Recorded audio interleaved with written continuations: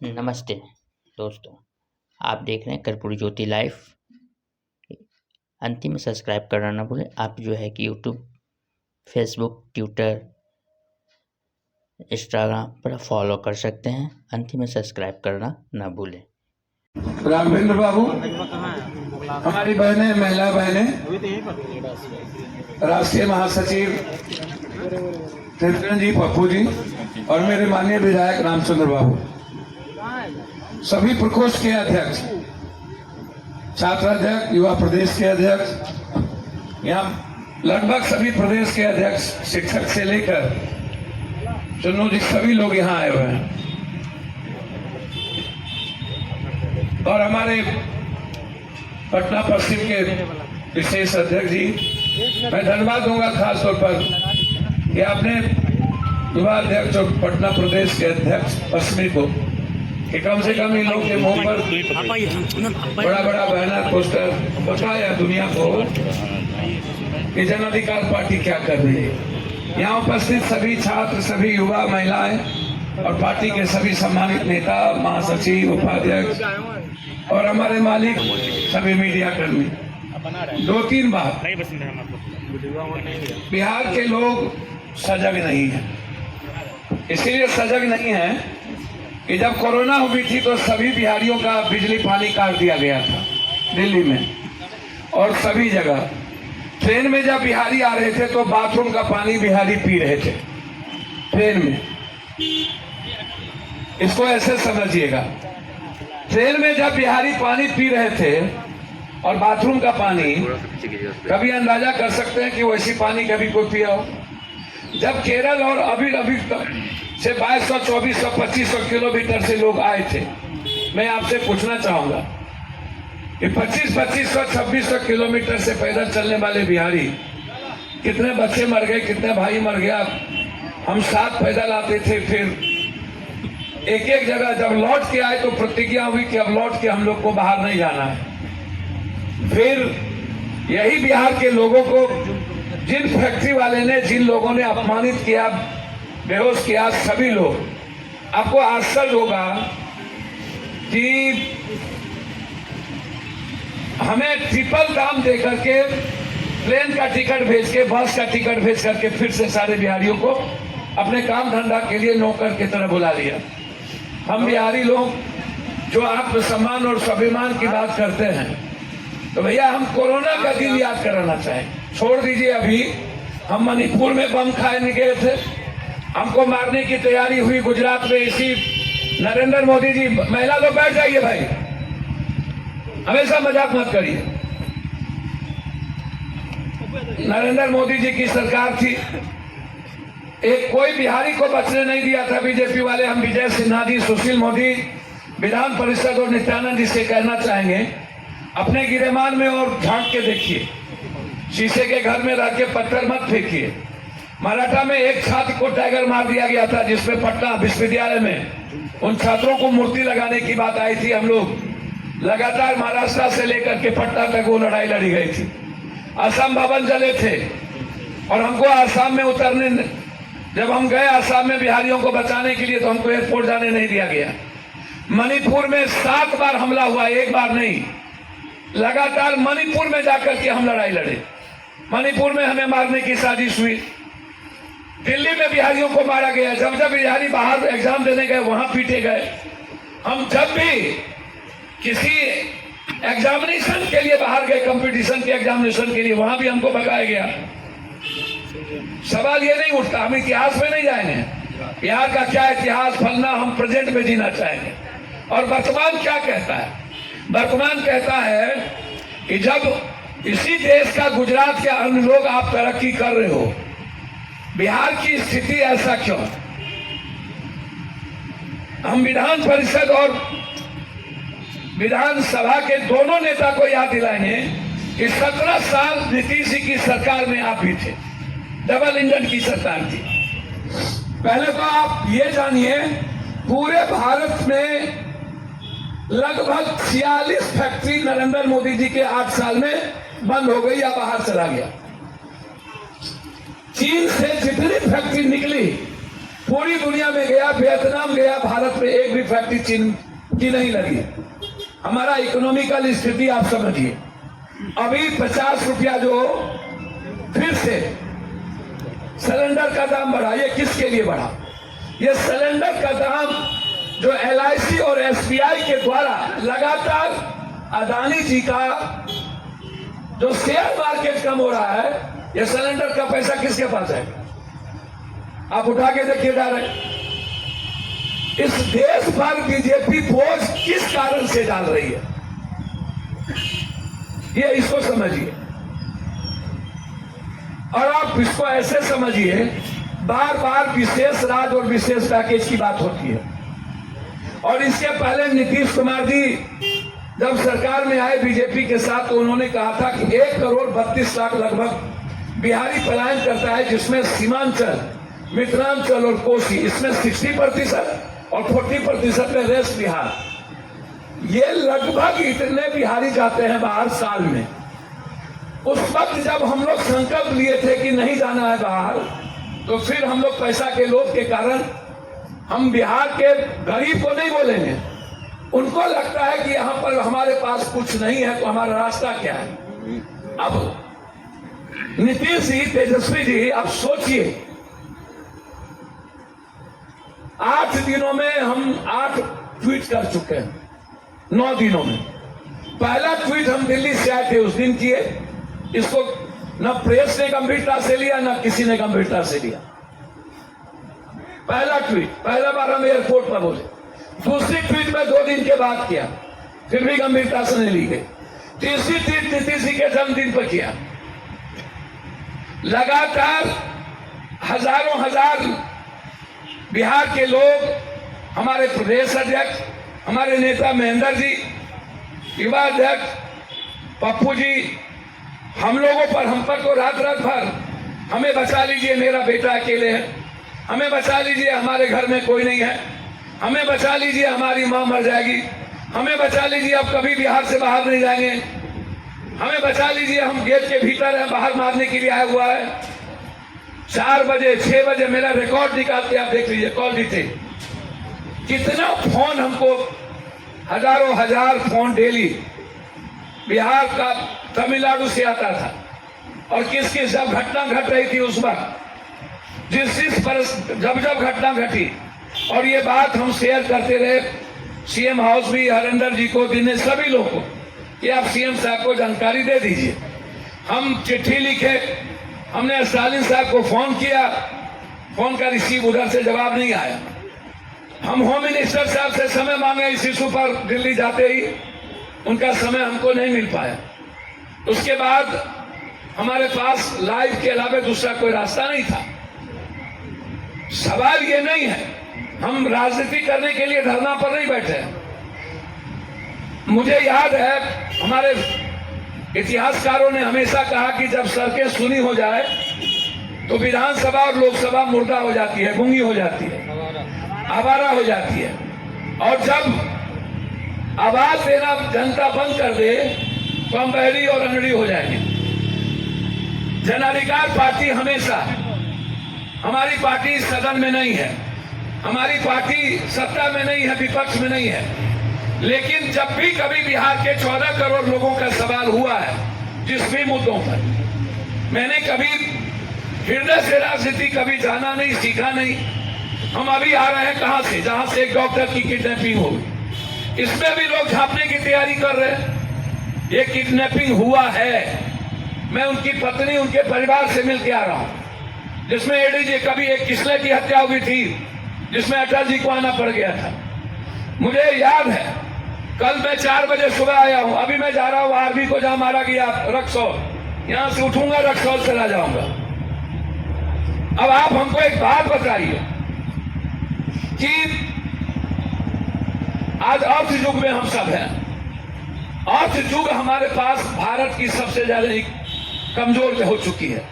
नीतीश जी का कहना है, बजट का कहना है कि 6,000 रुपया पर कैपिटा इनकम है बिहारियों का। क्या कोई नेता, पदाधिकारी, माफियाओं का बेटा 6,000 में जिंदगी जी लेगा? मेरा पहला सवाल है ये।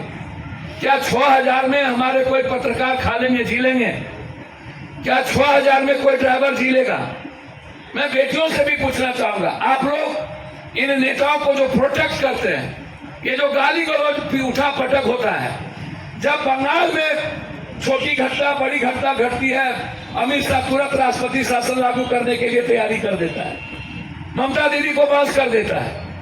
जब अन्य जगह पर घटना घटती है तो होता है। तमिलनाडु में इतनी बड़ी घटना घटी, आप ही बिहार को लेकर के आप आइएगा वोट मांगने के लिए, क्या हम पाकिस्तान चले गए? क्या हम नेपाल चले गए? क्या हम बांग्लादेश चले गए? क्या मेरा राइट नहीं है? क्या हम इस इंडियन के इतिहास में हमारा कोई इतिहास की भूमिका नहीं है? क्या आपसे मैं जानना चाहता हूं, यदि बिहार के लोग भारत में लैट्रिन बाथरूम से लेकर के शौचालय से सुलभ शौचालय से लेकर नीचे से लेकर ऊपर तक, आप क्यों हमको वो दिन याद दिलाना चाहेंगे जब हम बाथरूम का पानी पी रहे थे, जब हमको गर्मी में खाना नहीं मिला था दिल्ली में, जब बिजली काट दी गई थी, 2200, 2400, 3200 किलोमीटर पैदल आना पड़ा, बिहार में हमको खाना नहीं मिला कहीं पर भी कोरोना के समय, और फिर सारे बिहारी वापस चले गए। उसके सबसे बड़े कारण है हमारी आर्थिक स्थिति, राजनीतिक इच्छा शक्ति। हम उस पर गंभीर चिंता नहीं करते हैं।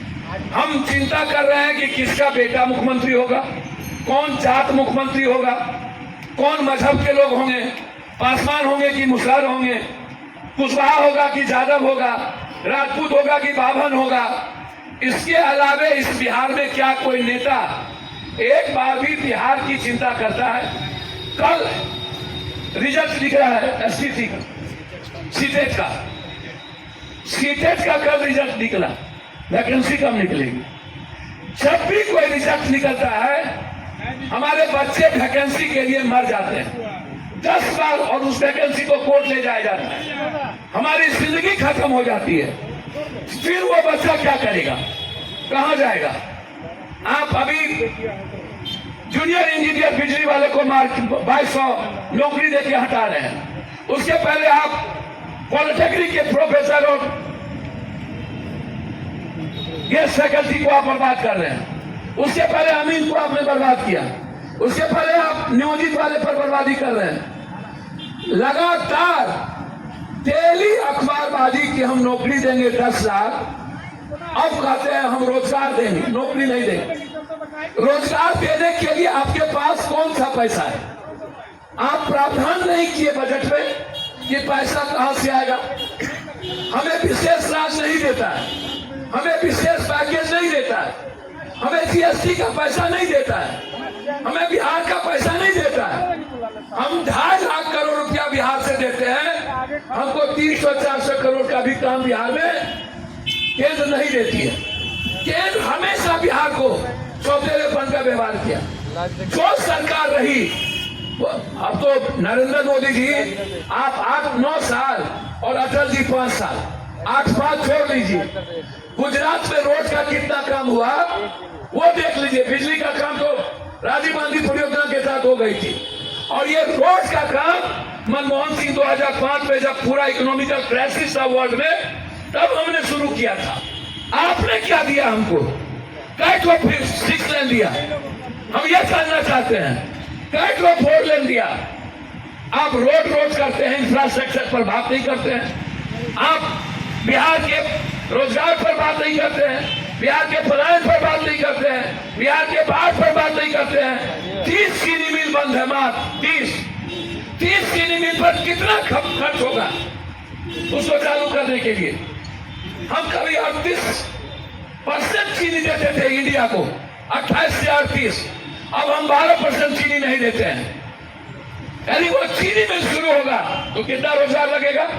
फूड प्रोसेसिंग पर कितना लगेगा? एक भी गोदाम नहीं है, एक भी मंडी नहीं है, कृषि को उद्योग का दर्जा नहीं है, मजदूर के वो यही बिहार का मजदूर बाहर जाके रात दिन काम करता है अपने बच्चे के लिए, अपने बीवी के लिए। हमारे यहाँ काम तो नहीं करता है, क्योंकि किसान को इकोनॉमी में देने के लिए कुछ नहीं है। किसान कहां से देगा? कोई मंडी सिस्टम नहीं। छोड़ दीजिए हेल्थ और एजुकेशन, है तो एजुकेशन के बारे में तो कुछ कहना ही बेकार है, बात ही करना बेकार है। इसलिए ये लोग जो बिहार में गाली गलौज कर रहे हैं, कभी 10%, कभी कुरान शरीफ को गाली देना, कभी रामायण को गाली देना, कभी किसी जात को गरियाना, सोशल मीडिया पर माय बहन करना, ये क्या है बिहार में? हम रोजगार पर बात क्यों नहीं करते हैं? क्यों हम सब जाति को गाली देने में लगे हुए हैं? स्वजात का रैली वहां आप सत्ता में है, रैली करने आए कि काम करने? अमित शाह जी आप सत्ता में है, बिहार को विशेष लाभ देने क्यों नहीं आए? आप फैक्ट्री देने क्यों नहीं आए? जूट मिल क्यों नहीं देने आए? मकान की मिल देने क्यों नहीं आए? मक्का की मिल देने क्यों नहीं आए? मांस दुनिया का सबसे ज्यादा देने क्यों नहीं आए? नदी वोट का सबसे ज्यादा मेरे पास देने क्यों नहीं आए? केला लीची सबसे ज्यादा, दूध सबसे ज्यादा, दलहन सबसे ज्यादा, तिलहन सबसे ज्यादा। इस पर कभी चर्चा होती है? अब फिर चर्चा किस पर होगी? सिर्फ मां बहन पर, सिर्फ जनकपुर, पाबंद, हुमियात, तेली, सौ, चौधरी, पासवान, गरियाओ, ये नेता लोगों को क्यों नहीं कहते हैं आप लोग, जो डेली गाली गलौज कर रहा है? सदन में हो क्या रहा है? ये सदन है, इस सदन को झोंक देना चाहिए। दुनिया के सबसे खतरनाक लोगों को सदन में बैठा दिया गया है। ये लोकसभा और विधानसभा मुर्दों की सभा में बैठी है। जो लोकसभा विधानसभा इंसान की बात ना करे, जो गरीब की बात ना करे, जो छात्र की और युवा की रोजगार की बात ना करे, जो बिहार और हिंदुस्तान की बात ना करे, या तो हिंदू मियाँ, या तो राजपूत बाबन भूमियार, या तो कोड़ी कुर्मी, या तो बेटा बेटी, या तो दादा नाना। और हम मरे, हम कभी कोरोना में मरे, कभी भूख से मरे, कभी बेरोजगारी से मरे, कोई चर्चा नहीं। तेजस्वी जी, आपको मैं 10 फ्रूट भेजा, 10। कल देशवी के लोगों को मार दिया गया। अभी मेरी टीम वहां गई है, मार के ट्रेन पे फेंक दिया गया, उसके परिवार के लोग आए हैं। आप 15 दिनों के बाद टीम बना रहे हैं भेजने के लिए। कब तक? सवाल ये नहीं है कि तमिलनाडु में बिहार पीछे जा रहे हैं, सवाल ये है कि क्या तमिलनाडु के बाद अब कब और कहां? सवाल ये नहीं है कि दिल्ली पर पप्पू यादव मर्डर में जाता है, सवाल ये है कि क्या मर्डर रुकेगा या नहीं, सवाल यह है कि बलात्कार रुकेगा या नहीं, सवाल यह है कि जनप्रतिनिधि की हत्या रुकेगी या नहीं, सवाल यह है कि कब अंत होगा 50 रुपया सिलेंडर को बढ़ते हुए, कब 1 रुपया घटाइएगा 49 बढ़ाइएगा, कब 3 रुपया घटाइएगा 52 बढ़ाइएगा, सवाल यह है। इसीलिए आज बस मैं इतना कहना चाहूंगा, हम यहां पर बैठे हैं, तेजस्वी जी दोबारा जाइए, आपके अच्छे मित्र हैं तमिल 40 साल, और इंग्लिश में बिलाटी कुत्ता। मेरा आग्रह है कि जाइए, आपने बड़ी वफादारी की नौकरी की स्टालिन जी और वहां के डीजी का। आपको बिहार और बिहार यदि गलत भी था ना, तो एक बार ये सवाल आपको मन से करना चाहिए, क्या सही माने में बिहारी आप सुरक्षित नहीं है? या स्टालिन जी आप इसको जांच कर लीजिए, यदि नहीं है तो उसकी जांच कर बिहारियों को सुरक्षित करिए। बस हम आपसे और क्या कह रहे हैं? आप इतना ही कह लेते, आप इतना ही कह लेते कि एक बार मैं वो जगह देखना चाहता हूं जहां ये बात खबर आ रही है, हम वहां जाना चाहते हैं। आप वहां गए तो फिर ये सवाल जांच का विषय क्यों नहीं बना? आप वहां से लौट के क्यों आ गए? और जब यहां आए तो आपने बिहार के बिहारियों की हिम्मत को, जो आवाज और लड़ने की हिम्मत उठाती, उसको आप डिमोरलाइज कर दिया। आप ट्वीट कर दिए परसों रात में कि ये गलत है, डीजी का ये बयान लगा करके। आप हमको क्या सिखाना चाहते हैं? डीजी का बयान कोट करके आप परसों रात के 11 बजे ना, 11 बजे आप ट्वीट करते हैं। 11 बजे कौन सी इमरजेंसी आ गई कि आप डीजी का बयान कोट करके आप ट्वीट कर रहे हैं? और आप यह कह रहे हैं ये भाजपा की चाल है और भाजपा समर्थित लोग हैं इसमें। हमेशा पॉलिटिशियन पॉलिटिकल वे क्यों, हर बातों में पॉलिटिकल एजेंडा क्यों? यह सही है कि केंद्र और भाजपा बिहार के प्रति अभी भी गंभीर नहीं है, सिवाय हिंदू मुसलमान के। एक बात दूसरी नहीं करते हैं ये लोग, आप उठा के देख लीजिए। लेकिन हम क्या कर रहे हैं? हम हर जाति में बटे हुए हैं और गाली गलौज कर रहे हैं। हम नेताओं के, अपने नेताओं को भी कहेंगे, ये जाति के आधार पर नेताओं की टिप्पणी मत करिए, जो गलत है उसको गलत कहिए। ये जो किसी को अलग कर देना, किसी को रखना, ये मेरी विचारधारा नहीं है। तेजस्वी जी को किसी कीमत पर ट्वीट नहीं करना चाहिए, क्योंकि यह मेरे मोरल पर पड़ा, यह बिहार के जज्बात को कमजोर किया, यह मेरी हिम्मत को कमजोर किया और बिहार के लोग दिग्भ्रमित हुए उनके ट्वीट से, क्या सही है क्या सही नहीं है। और उसके बाद भाजपा ही, दिल्ली में तुम हो, होम मिनिस्ट्री तुम्हारी है, लगा दो राष्ट्रपति शासन वहां।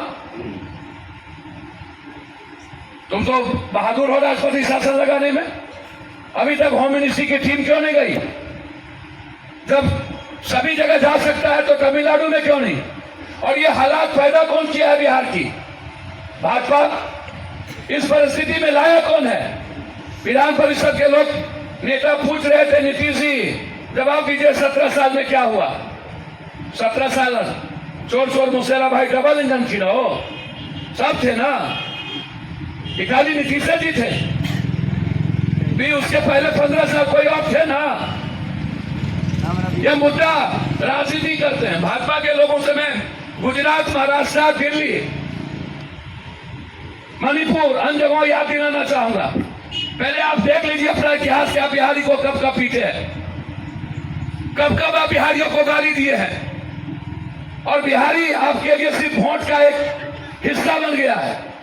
इसीलिए हम आग्रह करेंगे तेजस्वी जी से, खास तौर पर आपकी सरकार देर आई दुरुस्त आई, आपने आज टीम भेजा है, आप या तो क्षमा मांगिए। मैंने परसों आपको कहा था, मैं चैलेंज के साथ कह सकता हूं, लगातार मैं 10 दिनों से टच में था और मैं एक एक चीजों को प्रूव किया। महेंद्र सिंह यादव जी पता नहीं आए क्यों नहीं, सीतामढ़ी के लोग वहां कितने हुए, मैंने प्रूव करने के बाद मुझको लगा कि मुझे अपनी बात रखनी चाहिए।